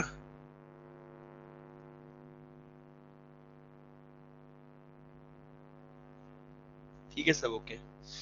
चलो, तो साइबर सिक्योरिटी नीड्स के लिए, ओके, आईटी नीड्स के लिए, आईटी और साइबर सिक्योरिटी को स्ट्रॉन्ग करने के लिए आरबीआई ने एक अपने लिए बना ली, इसका नाम है reserve bank information technology private limited. Okay.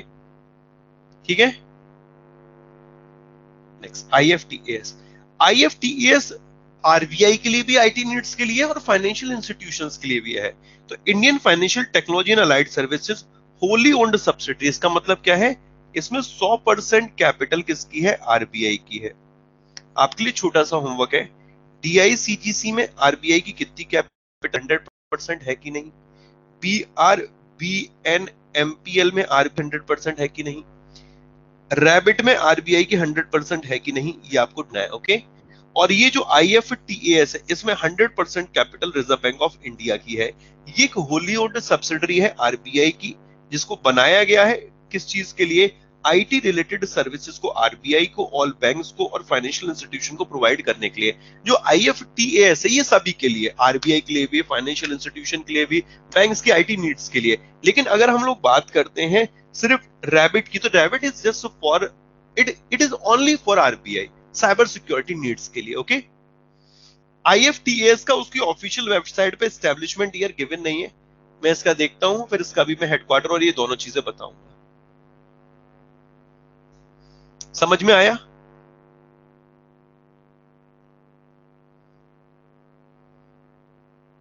BP कानून को की जगह एम राजेश्वर राय हुए हैं, हाँ जी। डीआईसीजीसी कब स्टैब्लिश हुआ था? लीजिए,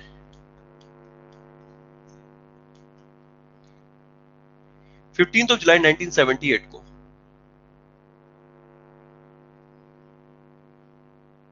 अरे शास्त्री जी बताए देंगे, काहे परेशान होते हो?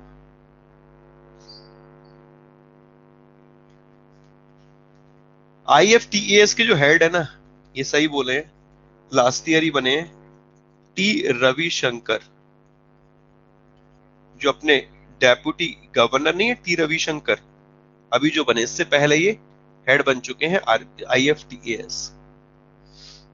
क्या पेमेंट बैंक में भी कोई बैंक कन्वर्ट होता है? ऐसी कोई गाइडलाइंस नहीं है।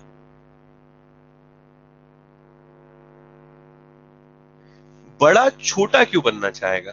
प्रैक्टिकली समझो, ये लेटेस्ट है भाई। IFC भाई, शिवानी गुप्ता जी, मैंने बोला ना, मेरे शब्दों का मतलब है, इसके एस्टेब्लिशमेंट ईयर हेडक्वार्टर बताऊंगा। ओके,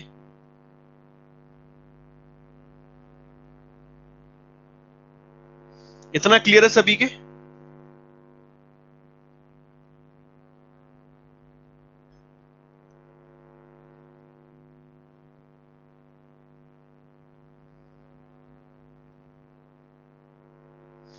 अब आते हैं जरा यहां पर, मिनिमम रिजर्व सिस्टम।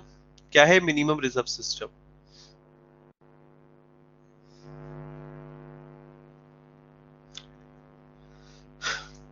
आरबीआई को एक मिनिमम रिजर्व मेंटेन करके चलना पड़ता है, यह है 200 करोड़ का। ठीक है, in this system RBI should have minimum reserve of ₹200 crore. RBI के पास कम से कम कितने का रिजर्व होना चाहिए? कम से मिनिमम कितना रिजर्व होना चाहिए? 200 करोड़ रुपए का मिनिमम रिजर्व होना चाहिए। ओके, आरबीआई के पास कम से कम कितने का रिजर्व होना चाहिए? 200 करोड़ रुपए का रिजर्व होना चाहिए। ओके, इसी को बोलते हैं हम लोग मिनिमम रिजर्व सिस्टम। इस 200 करोड़ रुपए में से गोल्ड रहेगा 115 करोड़ का, 115 करोड़ रुपीस का। 85 करोड़ रुपीस वो फॉरेन एक्सचेंज में, मतलब फॉरेन करेंसी में, फॉरेन रिजर्व में रख सकते हैं।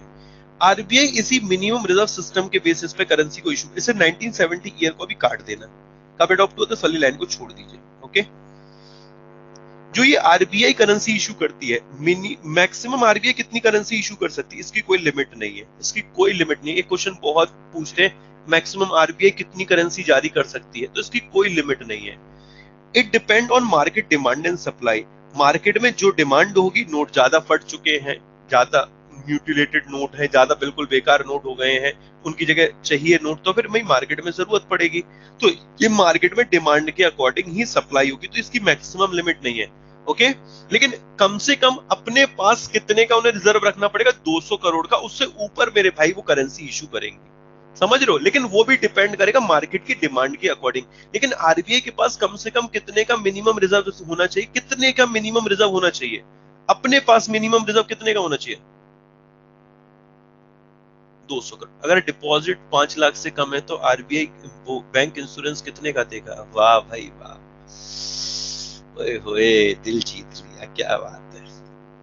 आशीष गौतम 200 रुपए जमा किए थे बैंक में, बैंक इंश्योरेंस देता मैक्सिमम 5 लाख रुपए का। मेरे 200 रुपए डूब गए, मैं बैंक पहुंच गया, ओए होए मेरा पैसा, हाय पैसा मेरा पैसा, ओए पैसा मेरा पैसा, मैं कितने मांगूंगा?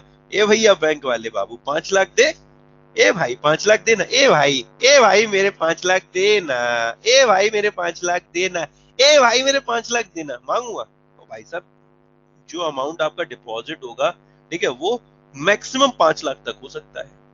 ओके, मैक्सिमम 5 लाख तक हो सकता है। ठीक है, तो ये याद रखना, ये मिनिमम एमआरएस की फुल फॉर्म आई थी गाइस एग्जाम में। What is the full form of MRS? Minimum reserve system. Okay, ठीक है, ठीक है। 115 करोड़ का गोल्ड होना चाहिए अमाउंट में।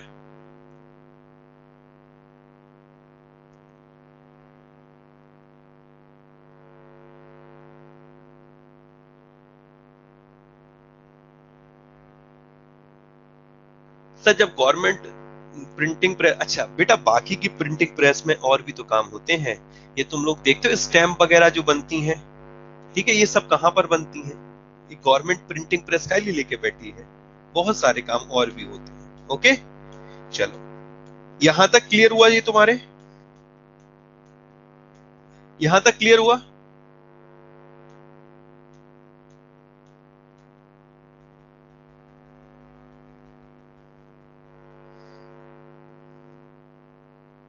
अभी हम लोग तिनका तिनका जोड़ रहे हैं। ज्यादा बड़ा तिनका नहीं जोड़ रहे हैं, थोड़ा थोड़ा थोड़ा थोड़ा थोड़ा थोड़ा जोड़ रहे हैं। ओके, अब जरा समझना, मैं 1 मिनट एक स्लाइड लगा रहा हूं। हम लोगों ने बैंक पढ़ा था, बैंक, एक वर्ड बार बार आएगा, एनबीएफसी। अरे यार कोई पेज मिल जाए, हाँ ये मिल जाए, जरा सुनना ध्यान से। सब ब्रेक कब दोगे? ब्रेक नहीं है, ठीक है। जब मैं तुम्हारे साथ खड़ा हूं मेहनत करने के लिए, तो तुम क्यों घबराते हो? क्यों घबराते हो? मुझे तो प्रभु ऐसी एक वो दे दे, शक्ति दे दे, तो जितने पढ़ने वाले हैं सभी को एक कॉलोनी में शिफ्ट कर दूंगा, ताला लगा दूंगा बाहर से। मैंने कहा इतना खाना मिलेगा, इतना टाइम पे पढ़ना है, इतने टाइम पे बस पढ़ो, और कुछ नहीं है।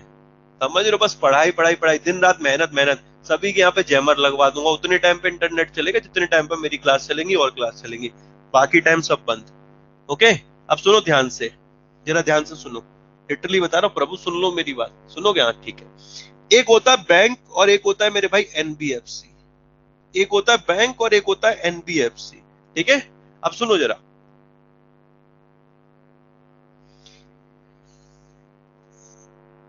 15 मिनट और क्लास है, क्योंकि 5 बजे से तुम्हारी मैथ की क्लास है।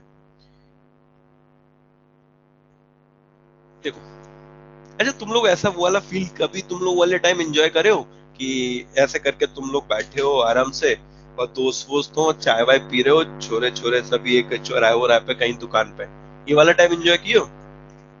हैं? सर एंजॉय किए, चाय की जगह सुट्टा हाथ में होता था ना।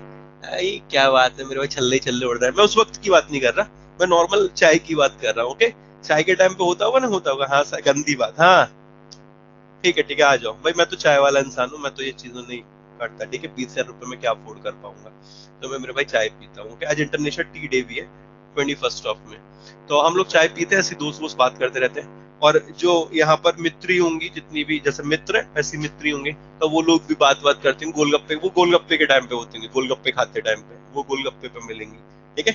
तो ऐसा होता होगा, तो आपस में तुम बात कर, ऐसे ही हम लोग बैठे थे 4-5 दोस्त, हम बात कर रहे थे आपस में। तो मैं जैसे बैठा हुआ था ना, तो मैंने उससे देखा कि, उसने मेरे से कहा कि ओ देख देख देख देख, तेरी मम्मी जा रही है। मैं भाई डर गया एकदम से, मैंने मम्मी जा रही, मम्मी मम्मी मम्मी देखा मैंने, अबे चल मम्मी, वो मेरे मम्मी जैसी है, वो मेरी मम्मी नहीं है। मैंने बोला वो मेरे माँ जैसी है, वो मेरी माँ नहीं है, मतलब उनमें कुछ ना कुछ मेरे माँ जैसी सिमिलैरिटी है, बट वो मेरी माँ नहीं है। समझ रहे हो मेरे भाई? क्लियर हो रहा है? ये शब्द मेरे क्लियर हो रहा है मेरे भाई?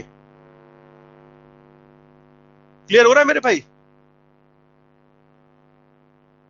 अरे वेल डन, बहुत बढ़िया। ऐसी मेरा मेरा ऐसी सिस्टर निकली, तो वो अरे दिख दिख दिख, दीदी जा रही है, दीदी जा रही है, दीदी जा रही है। मैं फिर घबरा गया, मैंने कहा दीदी, अरे नहीं यार, वो मेरे दीदी जैसी है, मेरी दीदी नहीं है। मतलब उनमें दीदी जैसी सिमिलरिटी, थोड़ा चेहरा मिल रहा है, नाक मिल रही है मेरे भाई, गाल मिल रहे हैं, लेकिन वो मेरी बहन नहीं है, वो मेरे बहन जैसी है। समझ में आ रहा है?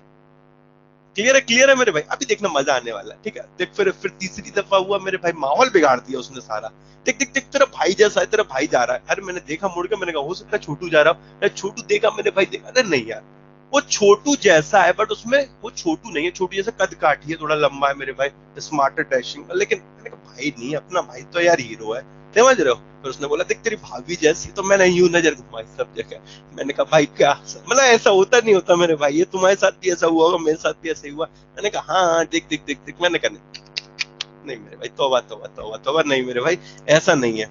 फिर मेरे भाई समझ में आया कि ये सारे लोगों में सिमिलैरिटी है मेरे परिवार जैसी, बट ये मेरे परिवार के नहीं है। बैंक के जैसा है एनबीएफसी, बट बैंक नहीं है। बैंक के जैसा है एनबीएफसी, बट बैंक नहीं है। मतलब एनबीएफसी में बैंक जैसी कुछ सिमिलैरिटी है, लेकिन ये बैंक नहीं है। समझना क्यों? बैंक में गए, डिपॉजिट करोगे, आंसर बनता है यस। एनबीएफसी में जाओगे, डिपॉजिट करोगे, आंसर बनता है यस। बैंक में जाओगे, लोन लोगे, आंसर बनता है यस। एनबीएफसी में जाओगे, लोन लोगे, आंसर बनता है यस। बैंक में जाओगे, डिमांड डिपॉजिट करोगे, आंसर बनता है यस। डिमांड डिपॉजिट मतलब current account, saving account open होगा, आंसर बनता है मेरे भाई यस। लेकिन अगर आप एनबीएफसी में जाओगे, डिमांड डिपॉजिट आंसर मतलब डिपॉजिट ओपन करोगे, आंसर बनता है नो। या current account, saving account open नहीं होता, नहीं होता। यहां पर जो डिपॉजिट आता है, वो टाइम डिपॉजिट होता है बैंक में, मतलब आरडी और एफडी। बट जो ये डिपॉजिट एनबीएफसी में आता है ये टाइम डिपॉजिट होता है।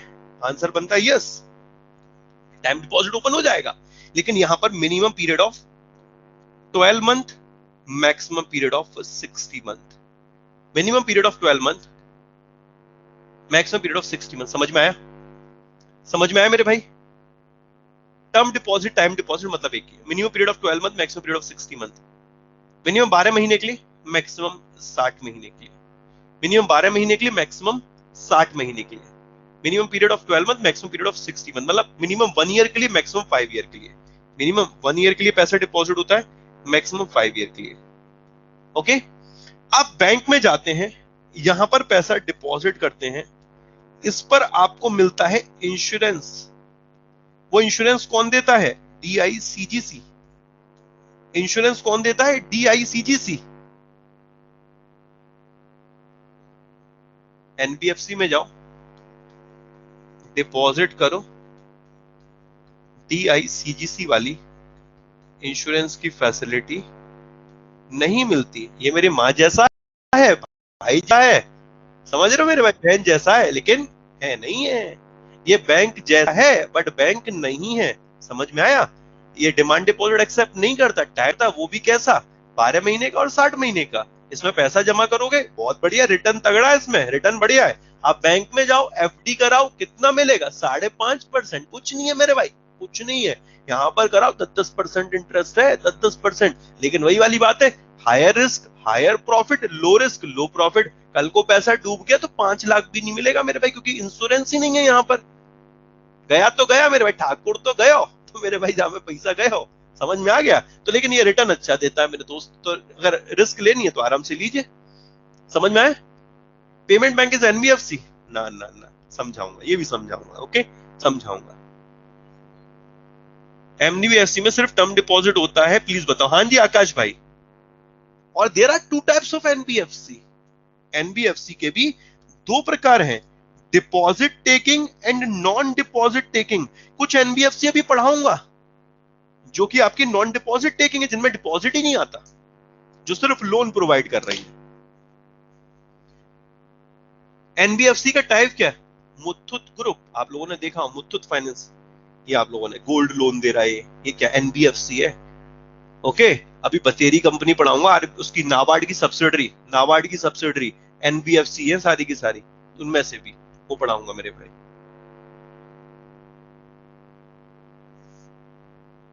भाई कोई ने बता दो एनबीएफसी की full form, non banking financial company.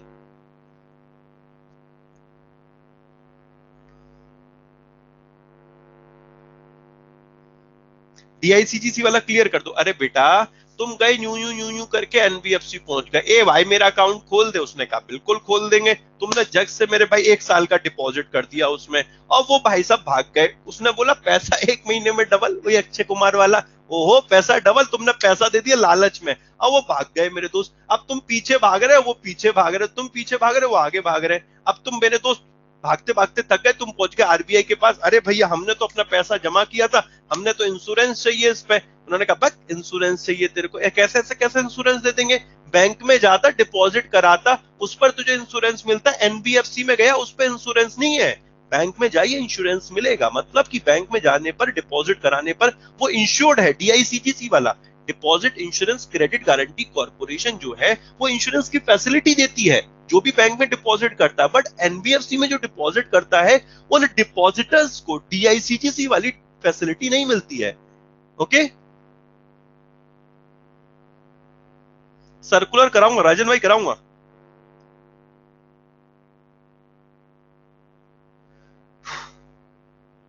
What is CASA राफा? प्रीवियस क्लास देखो मेरी, क्लास की नोटिफिकेशन नहीं आती, please solve the problem. Priyanka कोई दिक्कत नहीं है, आप टाइम पे आया करो, आप टाइम पे आया करो ना, आपको दिक्कत क्या आ रही है? क्लास की नोटिफिकेशन आएगी ना, कि मतलब जब तक डोर बेल बजेगी नहीं तब तक गेट खुलेगा नहीं क्या? वो देखी नहीं है, कभी खुशी कभी गम, धड़कने समझ जाए करो, दिल की धड़कनों से समझ जाइए कि हम आ चुके हैं। समझ रहे हो? समझ रहे हो? हाँ, वो माँ को पता चल जाता है उसका बेटा आ गया, जैसे हेलीकॉप्टर में से उतरता है। क्या मतलब जब तक नोटिफिकेशन आएगा नहीं कि तब तक आओगे नहीं है?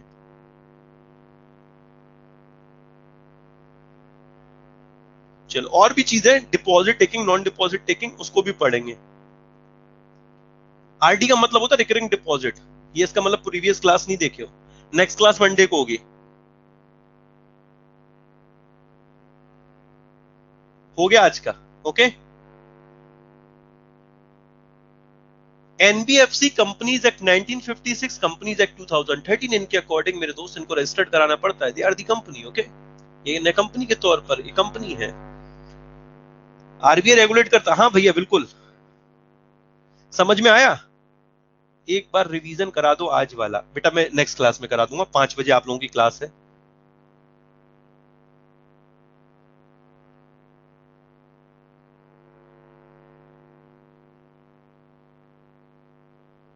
एक बार और पढ़ना अभी यार, अभी ये एक क्लास और बी3 वाली जो होगी वो आपका वार्म अप और है, उसमें तुम्हारे को थोड़ा ये लगेगा कि हाँ आसान है, आसान है, आसान, थोड़ा सा ऊपर फिर स्टैंडर्ड रेस करेंगे।